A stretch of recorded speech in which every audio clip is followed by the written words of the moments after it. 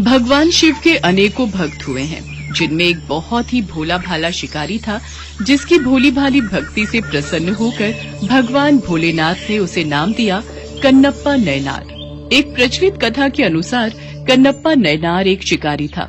एक बार वो जंगल में शिकार के लिए गया, तभी वहाँ उसे एक मंदिर मिला जिसमें एक शिवलिंग था। उसके मन में शिव के लिए गहरा प्रेम भर गया और उसने वहाँ कुछ अर्पण करना चाहा। ये तो बहुत ही अद्भुत शिवलिंग है। मैंने सुना है कि भगवान के मंदिर में जब भी आओ तो कुछ न कुछ चढ़ावा उन्हें अर्पित करना पड़ता है, लेकिन समझ नहीं आ रहा है कि कैसे और किस विधि से ये काम करते हैं।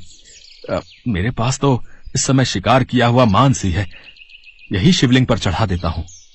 शिकारी ने भोलेपन में अपने पास मौजूद मांस शिवलिंग पर अर्पित कर दिया और खुश होकर चला गया कि शिवजी ने उसका चढ़ावा स्वीकार कर लिया। उस मंदिर की देखभाल एक ब्राह्मण करता था, जो उस मंदिर से कहीं दूर रहता था। हालांकि वो शिव का भक्त था, लेकिन वो रोजाना इतनी दूर मंदिर तक नहीं आ सकता था, इसलिए वो सिर्फ 15 दिनों में एक बार आता था। अगले दिन जब ब्राह्मण वहाँ पहुँचा तो शिवलिंग के ऊपर मांस पड़ा देखकर वो भौचक्का रह गया। हे शिव शंकर, ये क्या? शिवलिंग पर मांस? जरूर किसी जानवर का काम होगा। जल्दी से यहाँ की सफाई कर देता हूँ, फिर पूजा पाठ प्रारंभ करूंगा। ब्राह्मण ने मंदिर की सफाई करके पूजा पाठ किया और चला गया। अगले दिन वो शिकारी और मांस अर्पण करने के लिए लाया और बैठकर शिवलिंग के सामने अपने दिल की बात करने लगा।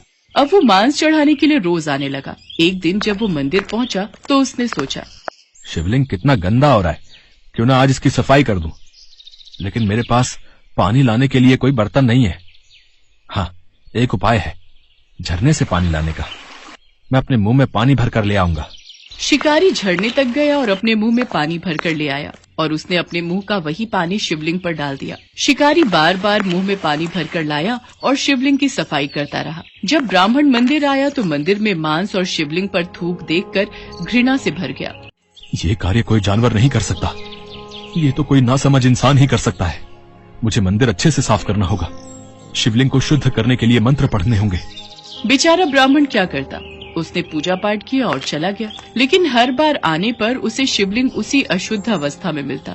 एक दिन उससे रहा नहीं गया, उसने आंसुओं से भरकर शिवजी से पूछा, हे देवों के देव महादेव, आप इतना अपमान कैसे बर्दाश्त कर सकते हो? ये सब क्या हो रहा है? मुझे कुछ समझ नहीं आ रहा है प्रभु। ब्राह्मण को उस रात शिवजी ने स्वप्न में दर्शन दिए और बोले, उठो ब्राह्मण देव, जिसे तुम अपमान मानते हो वो एक भक्त का अर्पण है। मैं उसकी भक्ति से बंधा हुआ हूँ और वो जो भी प्रेम पूर्वक अर्पित करता है उसे मैं स्वीकार करता हूँ। मेरा वो भक्त बहुत ही भोला भाला है और मुझे मेरे वो भक्त अति प्रिय है, जो निस्वार्थ भावना से मेरी सेवा करते हैं। अगर तुम उसकी भक्ति की गहराई देखना चाहते हो तो कल सुबह मंदिर के पास में कहीं छिप जाना और उसे देखना। अगले दिन ब्राह्मण मंदिर के पास झाड़ियों में छिप गया और शिकारी को देखने लगा। शिकारी मांस और पानी के साथ आया। उसे ये देखकर आश्चर्य हुआ कि शिव हमेशा की तरह उसका चढ़ावा स्वीकार नहीं कर रहे। हे भगवान, आप आज मेरा चढ़ावा स्वीकार क्यों नहीं कर रहे? मुझसे क्या भूल हुई है प्रभु? मैंने कौन सा पाप कर दिया? अरे, शिवलिंग की दाहिनी आंख से कुछ रिस रहा है, ये तो रक्त है। प्रभु, आपके तो आंख में चोट लग गई है, मैं अभी जड़ी बूटी पीस कर लगाता हूँ, आपकी आंख बिल्कुल ठीक हो जाएगी। ब्राह्मण छिपकर सब कुछ देख रहा था। शिकारी ने उस आंख में जड़ी बूटी लगाई ताकि वो ठीक हो सके, लेकिन उससे और रक्त आने लगा। आखिरकार शिकारी ने अपनी आंख देने का फैसला किया। उसने अपना एक चाकू निकाला और अपनी दाहिनी आंख निकाली और उसे लिंग पर रख दिया। रक्त टपकना बंद हो गया। शुक्र है, रक्त टपकना बंद हो गया। प्रभु, मैं आपको दुख में नहीं देख सकता। पर ये क्या, अब तो बाईं आंख से भी रक्त निकल रहा है। मुझे अपनी दूसरी आंख भी प्रभु को अर्पण करनी होगी। हे भोलेनाथ, ये कैसा भक्त है जो आपको अपनी आंखें अर्पित कर रहा है। धन्य है ये भक्त, इसका उद्धार कीजिए प्रभु। दूसरी आंख तो मैं लगा दूंगा, पर उसे रखना कहाँ है ये मुझे कैसे पता चलेगा, क्योंकि मैं तो दोनों आंखों से अंधा हो चुका हूँगा। मुझे तो कुछ दिखाई ही नहीं देगा। एक काम करता हूँ, जहाँ आंख लगानी है वहाँ पर मैं अपना पैर टिका देता हूँ ताकि सही जगह पर आंख लग जाए। शिकारी ने शिवलिंग पर उस जगह अपना पैर टिका दिया जहाँ पर उसे अपनी आंख लगानी थी, पर जैसे ही वो अपनी दूसरी आंख को तलवार से निकालने ही वाला था कि उसकी अपार भक्ति को देखते हुए वहाँ भगवान शिव प्रकट हो गए। ब्राह्मण की आंखें भी आंसुओं से भर आई थी। वो भी दौड़कर भोलेनाथ के चरणों में गिर पड़ा। ब्राह्मण देवता, देखा, ये मेरा प्रिय भक्त कन्नप्पा नयनार है। कन्ना यानी आंखें अर्पित करने वाला, नयनार यानी शिव भक्त। हाँ, आज से तुम इसी नाम से जाने जाओगे।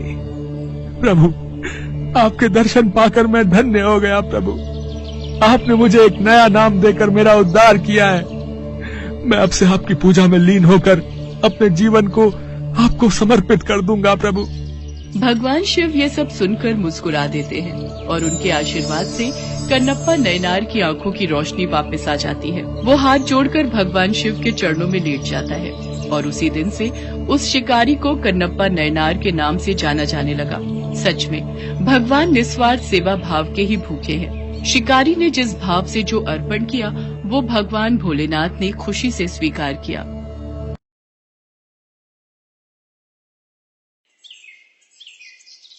एक गांव में शिवम नाम का एक दूध वाला रहता था। उसके पास 2 भैंसें थी। वो हर सुबह उनका दूध निकालता और पूरे गांव में घूमकर बेचा करता था। शिवम का रोजाना का एक नियम था। दूध बेचने के बाद उसके पास जो भी दूध बचता था उसे शिवम रास्ते में शिव जी के मंदिर में शिवलिंग पर चढ़ा देता था। उसका दोस्त मंगल रोजाना उसे ऐसा करते देखता था। एक दिन, शिवम, तू इतनी मेहनत से पूरे गांव में दूध बेचता है और जो दूध बच जाता है उसे तू शिव मंदिर में चढ़ा देता है। बाकी लोग तो शिवलिंग पर थोड़े से दूध में पानी मिलाकर चढ़ाते हैं। तू भी ऐसा किया कर और बाकी बचे दूध को इकट्ठा करके उसकी दही और घी बनाकर बाजार में बेच दिया कर। इससे तेरी दुगनी कमाई होगी। मंगल, मैं भोलेनाथ को अपना पिता मानता हूँ, इसलिए उनकी भक्ति और सेवा करता हूँ। भोलेनाथ की कृपा से मेरी इतनी कमाई हो जाती है जिससे मैं खुश रहता हूँ। शिवम मंगल की बात पर ध्यान नहीं देता। वो नियम से ही रोजाना दूध चढ़ाने का कार्य करता रहता था।